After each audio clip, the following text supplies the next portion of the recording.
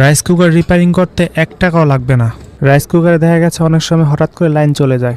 তো কুকারে যখন দেখবেন লাইন আসে না, তখন একটাই সমস্যা, বুঝবেন যে ফিউজ চলে গেছে। তো ফিউজ কোনটা আমি আপনাদেরকে খুলে দেখাচ্ছি, মানে কোনটা নষ্ট হলে কি করতে হয়, মানে একদম মানে আপনি নিজেও পারবেন একদমই সহজে। মানে আপনার মেকানিকদের কাছে গেলে দেখবেন আপনি 3 থেকে 400 টাকা বিল আসে, ঠিক আছে। রাইস কুকারে দেখা গেছে এই সমস্যাটা হলে মানে শুধু মানে লাইন একবারে অফ হয়ে থাকে, মানে লাল বাতি জ্বলে না কিংবা নীল বাতি জ্বলে না, মানে একবারে লাইন আসে না, তাহলে আপনি এই ফিউজের সমস্যার কারণে, হ্যাঁ, এই ফিউজটা নষ্ট হয়ে গেলে আর কি আপনার যে লাইন আসে না। তো এটা আপনার ঠিক করতে পারবেন মানে একদম ফ্রিতে, আপনি ঘরে বসে নিজেই পারবেন চেষ্টা করলে। ভয়ের কোনো কারণ নেই, কোনো সমস্যা হয় না, আপনি নিজে চেষ্টা করলে নিজেই পারবেন। আমার এই ভিডিওটি শুধু আপনি একজনকে শেয়ার করে দেন, তাহলে অন্যজন যাতে মানে শিখতে পারে জিনিসটা, ঠিক আছে।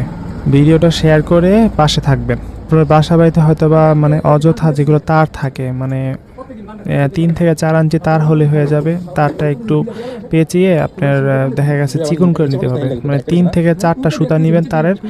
তারপর মানে আপনি যে ফিউজটা, যেটা আমি দেখাচ্ছি একটু পরে আপনাদের, ফিউজটা কিভাবে লাগাতে হয়, মানে ফিউজের এক মাথা থেকে আরেক মাথা পর্যন্ত মানে একটু লাইনটা এই পাশের থেকে এই পাশে আনতে হবে, ঠিক আছে।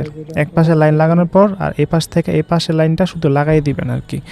এই ফিউজ লাগানোর একটাই নিয়ম, এই দেখেন লাগাই দিয়েছি তারটা, চিকন তারটা শুধু। আর এই তারটুকের জন্য আপনার লাইনটা চলে গেছিলো, মানে ফিউজটা কেটে গেছিলো।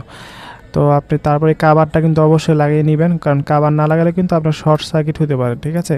এই কাভারের ফিউজে সবসময় লাগাই রাখবেন। তারপরে যে লাইন দিয়ে রাখবেন, ফিউজ মানে কমপ্লিট হয়ে গেছেন বর্তমানে। আমি আপনাদেরকে লাইন দিয়ে দেখাচ্ছি মানে হয়েছে কিনা, ওকে হয়েছে কিনা, ঠিক আছে।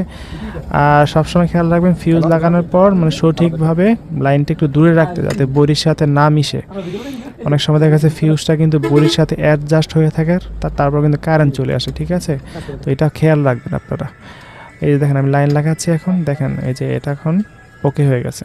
মানে শুধু একটু তার দিয়ে ফিউজ তৈরি করা যায়, দেখছেন এই যে লাইন এসে পড়ছে। এই যে এখন কিন্তু আপনি এটা মানে অন্য কারো কাছে নিলে দেখা গেছে 3 থেকে 400 টাকা বিল আসতো আপনার মেকানিকদের কাছে।